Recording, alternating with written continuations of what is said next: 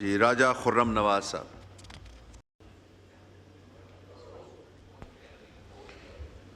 औज़ुबिल्लाहि मिनश्शैतानिर्रजीम बिस्मिल्लाहिर्रहमानिर्रहीम। जनाब स्पीकर, आपका बहुत बहुत शुक्रिया कि आपने आज 2025 के बजट के लिए मुझे बोलने का मौका दिया। जनाब स्पीकर, एक साल के बाद आज दोबारा हमें ये मौका मिला है। क्या ही अच्छा होता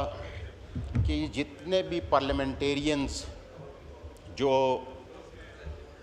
बजट के लिए अपनी तजावीज़ देते हैं, उन तजावीज़ को सुनने के लिए यहाँ पे जो मिनिस्टर्स हैं उनको वो भी होते, और ख़ास तौर पे हमारे जो फाइनेंस मिनिस्टर हैं उनको भी होना चाहिए था यहाँ पे। जनाब स्पीकर, मैं सबसे पहले तो अपनी पाक अफवाज को खराज तहसीन पेश करता हूँ कि जिस तरीके से उन्होंने एक हमारा दुश्मन जो हर वक्त साजिशों में पाकिस्तान के ख़िलाफ़ रहता है, इस जंग में उन्होंने इस कौम का सर फ़ख्र से बुलंद किया और अपनी कौम को भी, पाकिस्तानी कौम को भी खराज तहसीन पेश करना चाहता हूँ कि जिस तरीके से उन्होंने इत्तेहाद और इत्तफ़ाक़ के साथ अपनी पाक अफवाज के पीछे खड़े हुए और बताया दुनिया को कि पाकिस्तानी कौम कहीं भी तकसीम नहीं है, हम अपने मुल्क की हिफाजत करना जानते हैं। जनाब स्पीकर, मैं अपने हल्के की नुमाइंदगी करते हुए और इस्लामाबाद की मैं बात करूंगा। जनाब स्पीकर, इस्लामाबाद को बने हुए तकरीबन 40-45 साल हो गए, लेकिन यहाँ पे मैं सबसे पहले सेहत की बात करूँगा कि हमारे इस्लामाबाद बनने के वक्त जो 2 हॉस्पिटल बने, आज भी वही 2 हॉस्पिटल्स हैं जिनके अंदर ना सिर्फ इस्लामाबाद की आबादी बल्कि कश्मीर और पेशावर, जेलम, ये सारी आबादी उन्हीं हॉस्पिटल्स में आती है। मैंने पिछले बजट में भी ये तजावीज़ दी थी कि खुदारा इस्लामाबाद को नए हॉस्पिटल्स की ज़रूरत है और सेहत की सहूलतों को बेहतर करने की ज़रूरत है। तो उसके ऊपर वज़ीर आज़म पाकिस्तान ने एक जिनाह हॉस्पिटल का इफ्तिताह किया को 3-4 महीने पहले, लेकिन मैं उम्मीद करता हूं कि वो जिनाह हॉस्पिटल जल्द से जल्द बनेगा ताकि हमारे जो इस्लामाबाद के लोगों के सेहत के मसाइल हैं वो हल हो सकें। जनाब स्पीकर,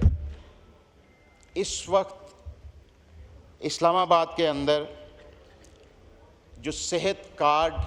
ना होने की वजह से हमारे लोगों को बहुत सारी मुश्किलात हैं,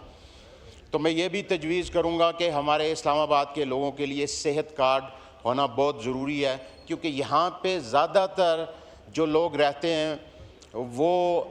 गवर्नमेंट जॉब से करने वाले लोग हैं, तो उनके लिए हमें सेहत कार्ड की अशद ज़रूरत है। इसके बाद जनाब स्पीकर, मैं तालीम के ऊपर अगर बात करूं तो मेरे कोलीग ने पहले भी इसके ऊपर बात की कि तालीम इस्लामाबाद के जो ख़ास तौर पे सरकारी तालीमी इदारे हैं उनमें बहुत सारे लोगों को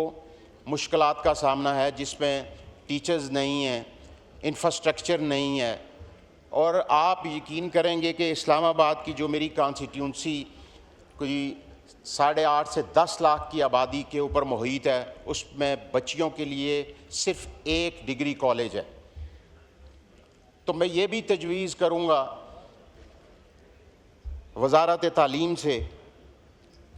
कि बच्चियों की तालीम की हम बात तो करते हैं और आउट ऑफ स्कूल चिल्ड्रंस की भी हम बात करते हैं, लेकिन हम अपने स्कूलों की जो वो इंफ्रास्ट्रक्चर है उसको बेहतर करने की, उसमें जो टीचर्स की भर्ती है उसको बेहतर करने के लिए हम कोशिश नहीं करते। तो मैं ये कहूँगा कि इस बजट के अंदर इन चीज़ों को भी रखा जाए ताकि हमारे जो लोग प्राइवेट स्कूलों की इतनी भारी भारी फ़ीसें देते हैं उनसे ये बोझ कम हो, और हमारे जो सरकारी स्कूल, जिन सरकारी स्कूलों से हमारे इस पार्लियामेंट के अंदर बैठे हुए बहुत सारे लोग पढ़ के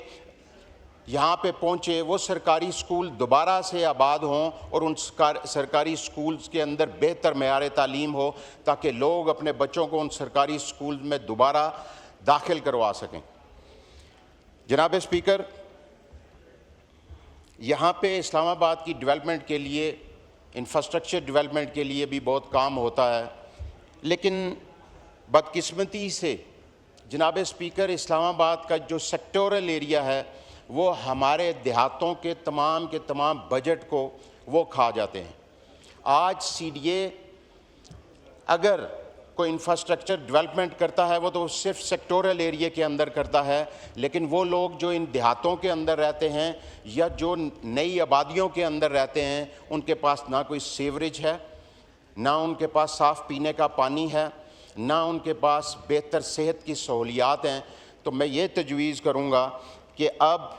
वक्त आ चुका है कि हम उन लोगों को ये सहूलतें दें जो देहातों के अंदर रहते हैं, जो मेहनत करते हैं, और जो गरीब तबका है उसको बेहतर मेयार ज़िंदगी फ़राहम करने के लिए हमें कोशिश करनी चाहिए। और इसके लिए मैं ये तजवीज़ करूँगा कि इस बजट के अंदर इंफ्रास्ट्रक्चर डेवलपमेंट के बेहतर पैसे रखे जाएं ताकि उन लोगों को हम की मेयार ज़िंदगी को हम बेहतर कर सकें। जनाब स्पीकर, सबसे जो इस वक्त इस्लामाबाद को जो आने वाले वक्त में जो सबसे बड़ा यहाँ पे प्रॉब्लम आने वाला है वो पानी का है, लेकिन बदकिस्मती से हर स्टैंडिंग कमेटी के अंदर, क्योंकि यहाँ पे आपको पता है कि एक ही वजारत है जो हमारा इस्लामाबाद के इंफ्रास्ट्रक्चर डेवलपमेंट को और इस तरह के मंसूबों को देखती है, और वो वजारत दाखिला है। बार बार उनको स्टैंडिंग कमेटीज़ के ज़रिए कहने के बावजूद जनाब स्पीकर आज इस्लामाबाद के अंदर पीने के पानी का बहुत बड़ा मसला बन चुका है। इस वक्त 2 सोर्सेज थे हमारे जिनसे हम पानी लेते थे, एक सिमली डैम और एक खानपुर डैम, और तीसरा सोर्स था ट्यूबवेल्स का। इस वक्त जो हालात जा रहे हैं, हमारे दोनों डैम्स जिनमें कोई 20-20 दिन का पानी रह चुका है, तो हमें इसके ऊपर भी तवज्जो देनी चाहिए और हमें इस्लामाबाद के लोगों को जो पीने का पानी हमने फ्राहम करना है उसके लिए हमें कोई नए डैम्स बनाने चाहिए। हमें उस तरफ तवज्जो देनी चाहिए, ना कि हम ये रोड्स और पुल बनाएं ताकि हमारे जो लोग हैं जिनके बुनियादी ज़रूरत पानी है वो उनको फ्राहम करना हमारी अवलीन तरजीह होनी चाहिए। और मैं ये समझता हूँ कि हम इस बजट के अंदर इस पीने के पानी का कोई बड़ा प्रोजेक्ट रखना चाहिए। जनाब स्पीकर, इस्लामाबाद आपको पता है कि यहाँ पे कोई इतनी बड़ी कोई इंडस्ट्री नहीं है। लोगों का रोज़गार जो था वो ज़्यादा मुंसलिक था रियल एस्टेट के साथ। मैं वज़ीर आज़म पाकिस्तान का शुक्रिया भी अदा करता हूँ कि उन्होंने रियल एस्टेट के ऊपर जो 5 पॉइंट से कम करके CVT को 1.5 किया, इसके ऊपर मैं उनका शुक्रिया भी अदा करता हूँ। और एक जो यहाँ पे बिज़नेस को प्रमोट करने के लिए मैं वज़ारत ख़ज़ाना से कहूँगा कि जो और चीज़ें हो सकती हैं उनको भी बेहतर करना चाहिए इन टैक्सेस के हवाले से, और ख़ास तौर पे प्रॉपर्टी के टैक्सेस, ताकि हम लोगों को बेहतर उन प्रॉपर्टी के टैक्सेस के जो सहूलियात उसके बदले दे सकते हैं वो हम उनको दे सकें। इसी तरह सर आपको पता है कि पिछले कोई 3 सालों से गैस के कनेक्शंस के ऊपर पाबंदी है और वो पूरे पाकिस्तान के अंदर पाबंदी लगी हुई है। इसी तरह इस्लामाबाद के लोगों के को हमने जो नए कनेक्शंस हैं वो एक बहुत बड़ा मसला है। मैं ये चाहता हूँ कि जो हमारी एनर्जी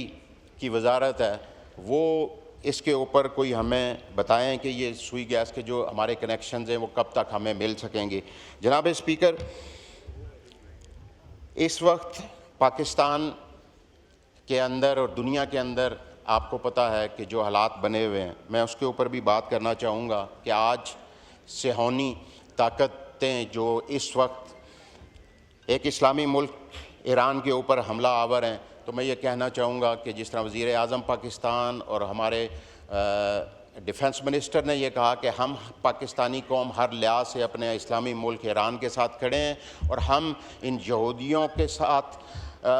के ख़िलाफ़ जहाँ तक हम लोगों को जाना पड़ा हम जाएंगे, क्योंकि ये गठजोड़ इंडिया का और इसराइल का वो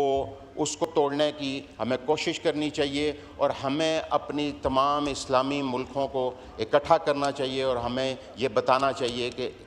हम सारे इकट्ठे हैं। बहुत बहुत शुक्रिया सर आपका। शुक्रिया।